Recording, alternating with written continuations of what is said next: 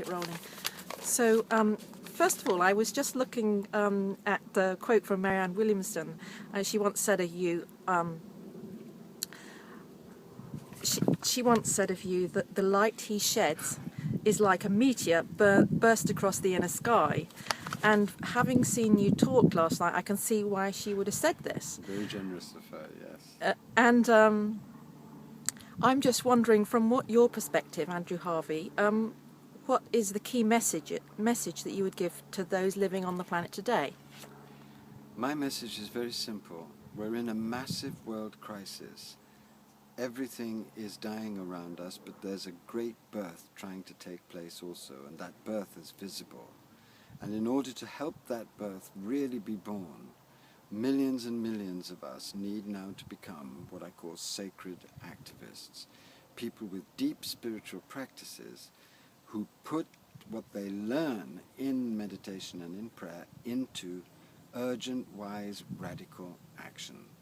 I believe the world is not going to be preserved from the top down, but from the bottom up, and that the one last and best hope for humanity is a grassroots revolution of love in action by millions and millions of ordinary people who will say an overwhelming no to the systems of cold evil that are now doing massive destruction, and an overwhelming yes to a balanced, harmonious, just, and far more beautiful world. Wonderful. And how would you suggest we make a start on this? I think the first thing is to really face where we are and to stop pretending and to stop being in denial.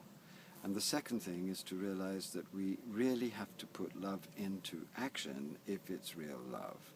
And then what I suggest is that you combine in the core of your life, in a simple, down-home way, 5 kinds of service. The service to the divine by whatever name you know and experience the divine, source, spirit, emptiness, it doesn't matter. Through thanksgiving, adoration, praise, gratitude, so you can be guided directly from the highest level.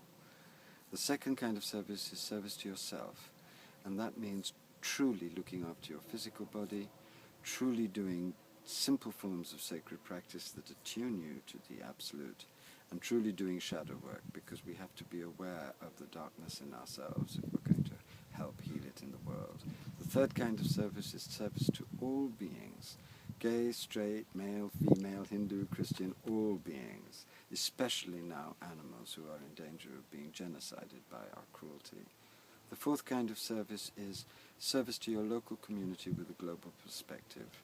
Wake up to the injustices and cruelties that are actually right now around you in the world. You don't do this work alone. You can't do this alone. So start what I call a network of grace, which is a group of between about 7 and 15 people, a cell of your friends.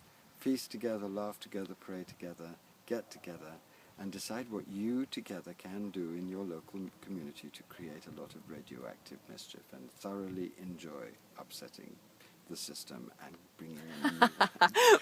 And the fifth kind of service is really to be very congruent as far as you can with your economic, political, social choices, knowing that at this moment every choice taken for the new potential world is a choice that makes a difference. If you bring all those 5 services together, you'll find your life will be flooded with meaning, flooded with energy, flooded with joy, and you will discover a whole new level of energy. Wonderful, thank you.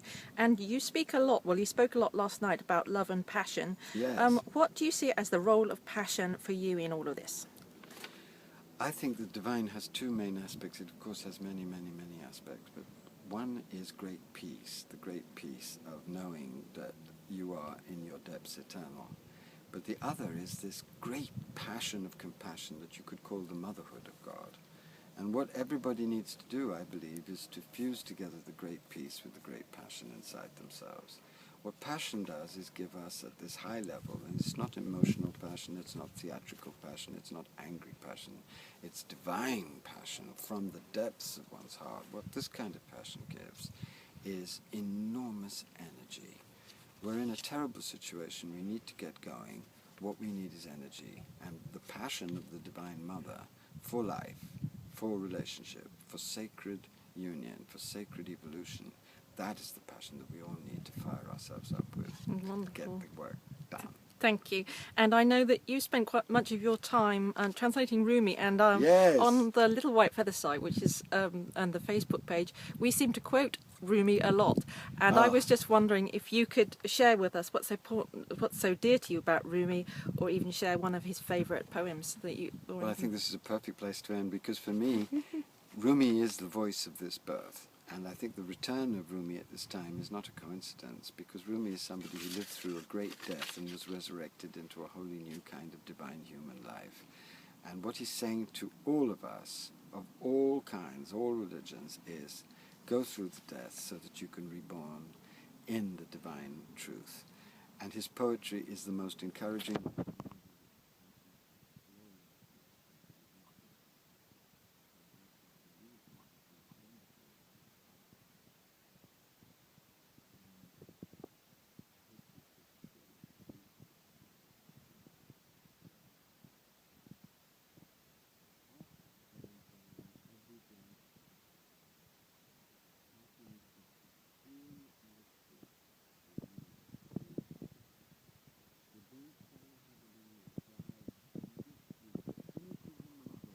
Dare to look for passion, passion, passion, passion.